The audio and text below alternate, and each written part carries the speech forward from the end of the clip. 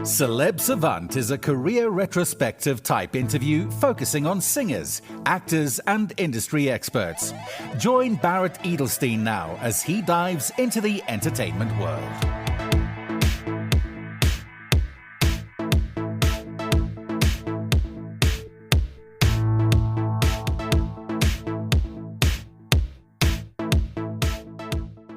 American VScript is a Grammy-nominated songwriter, producer, and A&R trailblazer hailing from New Orleans.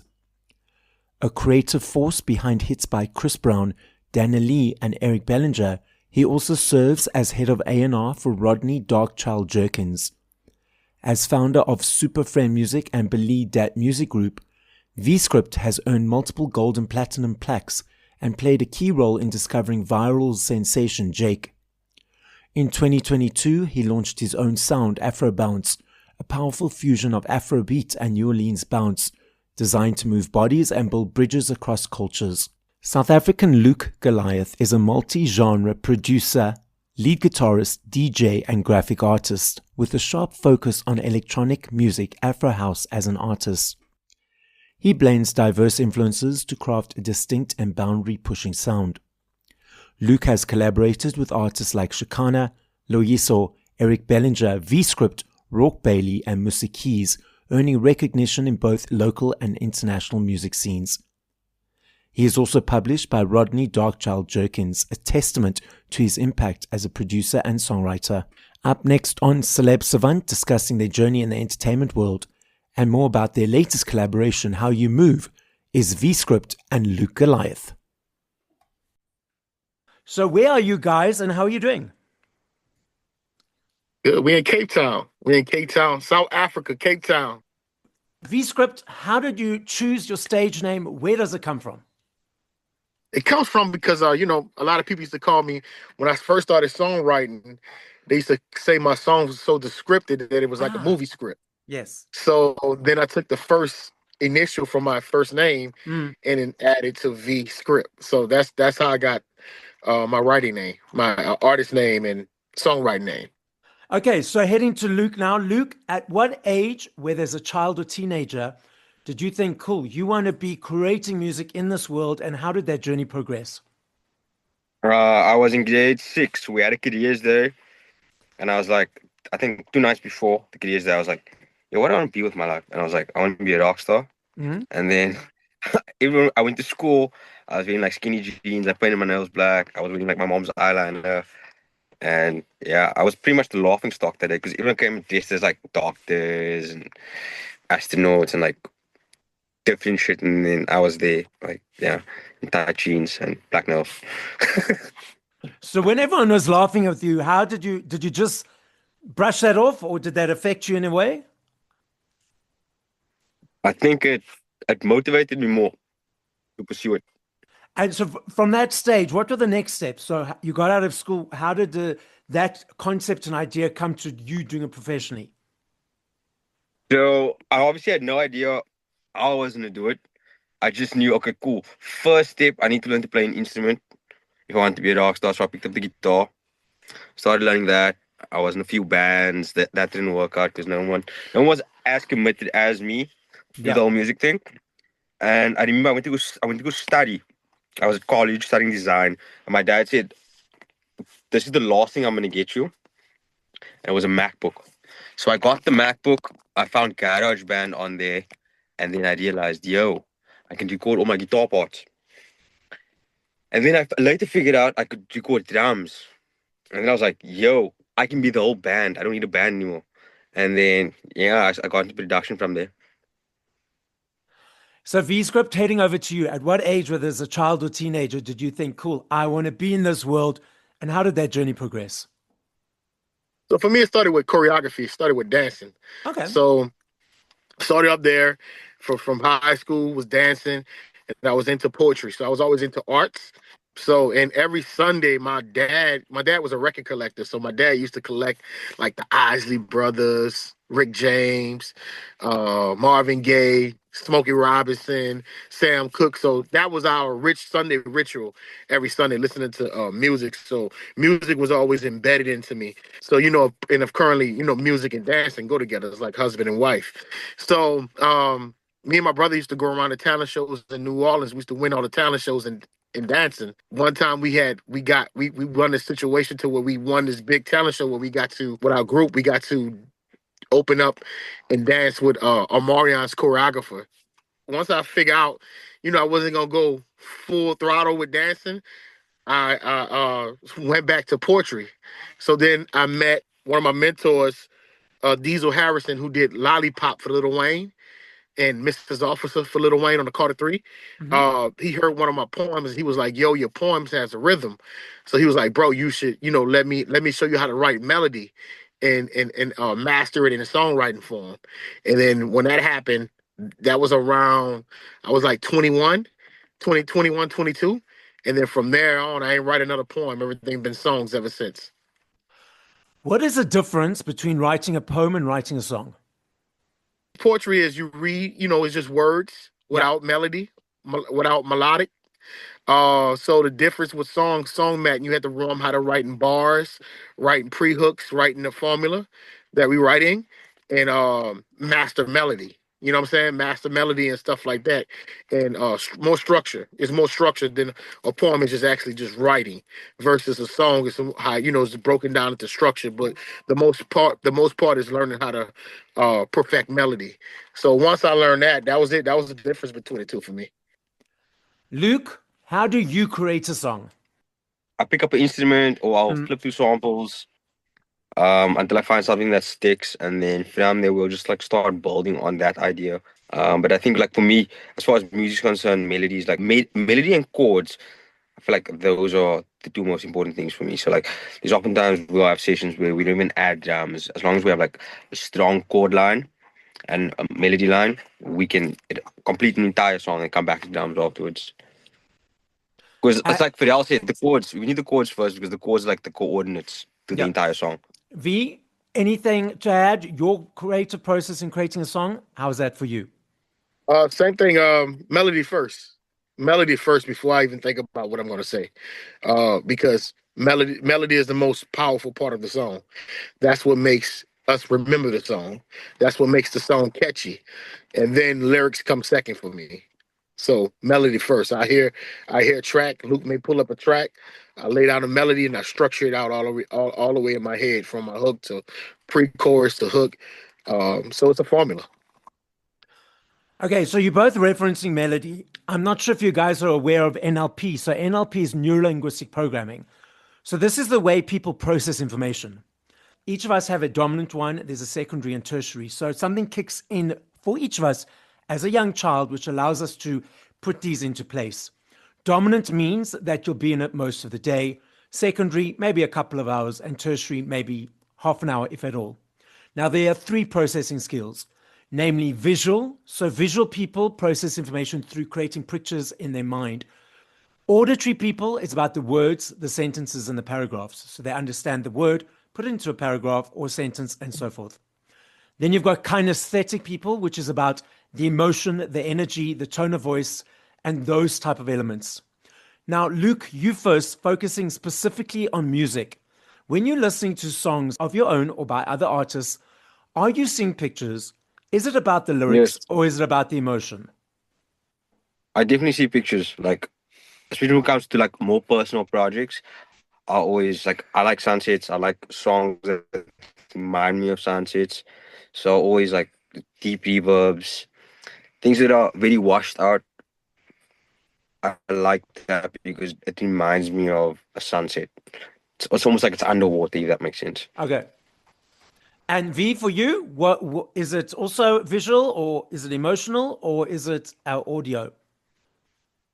For me, it's emotional. I listen to how it makes me feel before I analyze it. Because, I go off a pure gut feeling. And I feel like that's how I kind of go into things. I do that with everything, like from picking, even from my music executive side of me, like picking artists, going back to how we used to do it back in the days where we signed stars over our gut feeling, over the feeling that they gave us. And Luke, when you are listening to songs by other artists, are you able to relax and just listen to it for what it is? Or is your creative brain unpacking what you're listening to all the time? If I listen to old records that like I grew up on, I can get lost in it. But when it comes to the more newer stuff, I listen to like understand what's happening and how the song's being made, what synths they're using. But if I want to relax and enjoy music, then definitely the older stuff. And V, for you? Everything's different. So to me, it's go off the feeling. The feeling, whether it's new or old, if it gives me that magical feeling, I'm going to analyze it. Luke, how did the collaboration with V come to be? So it actually started with Ross Lowe. There was this video me and my friend Louisa done that went like super viral. Justin Bieber posted it. A few people hit me up. Ross Lowe hit me up as well. We connected via Instagram DMs. We're chatting for a bit. He flew down to Cape Town, flew me out. We had like our first meeting. We connected. From there, we had Ross Lowe had his first camp in Cape Town, which is where I met VScript and like the rest of the Safety Club team. And me and V connected there. We did a few records, and yeah, we've just been sharing ideas, staying in comms via FaceTime, sticks, and yeah, just all the camps, When you say camps, is that songwriting camps? songwriting camps. Yes, Okay. so V, from your side, tell us your story of how the collaboration came to be. Same way. So one of my good friend, longtime friend Ross Lowe, who invited me to South Africa for this first writing camp that he put together, and met Luke during the writing camp, and ever since, man, me and Luke been jailed and locked in. We built a bond, and you know what I'm saying, and music to me, music when you're making music together, you're vulnerable with each other because you're letting each other into your creative space. So we built a bond, and then it started reflected in the music. So the music, our chemistry started getting crazier and crazier, and the rest is history. I love me a CD. I still budget for my CDs every month. Obviously, Luke, as you know, in South Africa, there's not much of a market for it. But overseas, the UK, the US, massive comeback of physical. A couple of years ago in the UK, 5.9 million vinyls sold, the biggest since 1990. Last year in the UK, there's a basket of products that they gauge exchanges on. And based on daily exchanges, which has to be high, they put these products into the basket. Now, because of the upsurge of CDs again, CDs are now back in this basket in the UK. And the research is showing that it's the younger kids that are diving into this world, not the older nostalgic people. Then obviously we have the streaming platforms that people are consuming music on. V, what is your observation of the landscape at the moment? History always repeats itself. It's just like new brands. I look at it like everything is like everything always get recycled and come back. Just like fashion, bell bottoms back, cropped shirts are back. So this was broken by the generation before us, and now new kids are with the tools of TikTok. These guys they are discovering new things and discovering new trends and discovering things that's coming to life again. So I just think it's the full circle moment. It's that's how life is. Luke, anything to add to that? I couldn't disagree with V at all. Like he said everything that should be said on that one. What's coming up over the next period of time? V? We're gonna drop like two more singles, and then August drop the EP, pushing the genre, pushing this new fusion, New Orleans Bounce and Afro.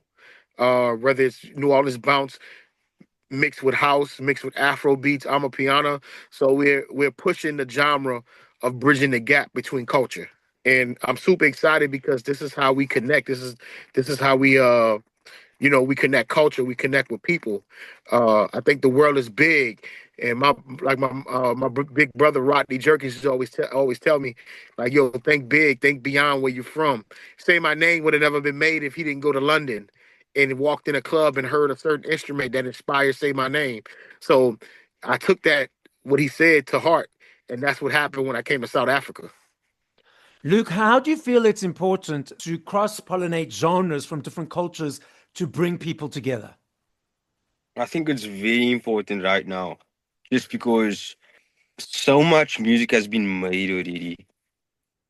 And the only way, like, there's nothing new to be created. All we can do right now is merge different worlds. No one can reinvent the wheel. we passed that phase. So right now it's all about genre fusion and genre blending and just connecting through different cultures and making it one. V, what do you enjoy about collaborating not only with artists in your country, but artists from around the world? It's always great. It's like going to someone's house and seeing how, someone cook a meal. They might season their food this way, or this person may season their food that way. But it's great to get perspectives because you could take what you like from it to fuse it. So I think it's always keeping us current. It's educating us. It's an educational moment. It's a humbling moment. It's multiple things. It promotes growth. It promotes unity. So I'm all for that. Like that's what I lead with. Luke, I'm giving you this question first. I love this game. I know if I had to ask you this question in 5 minutes, 5 years, 10 hours, I know your answer will be different every time. I'm not saying favorite, I'm saying top of mind. If you had to push play to 5 other artists once we finish this conversation, who would those artists be? And if you could think of specific songs of those artists, what would the songs be? The Goo Goo Dolls, Iris, Guns N' Roses, Sweet Child of Mine, Prince, Purple Rain, VScript, Luke Goliath, How You Move, of course. And then Eric Bellinger, Shooting Star. Lovely. V, what are your 5? How You Move, VScript, Luke and Goliath. Of course, yes. There we go. Yeah. R. Kelly, Forever. Marvin Gaye, Let's Get It On. Drake, Marvin's Room. Destiny's Child, Say My Name. So, Luke, the podcast is listened to throughout the world. As a final message, what would you like to say to the audience? Be delusional. Chase your dreams. Anything's possible. Anything is possible. As long as you believe, you put the work in, and you have faith in that pictures, the images that have been put in your mind, because those images have been put in your mind by a higher power, and you should follow through. V, what would you like to say?